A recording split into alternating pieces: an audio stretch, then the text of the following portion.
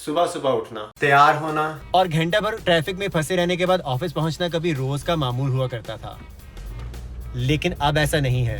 Corona वबा के दौरान दुनिया भर में मुलाजिमीन को एहसास हुआ कि उनके पास एक और रास्ता भी है।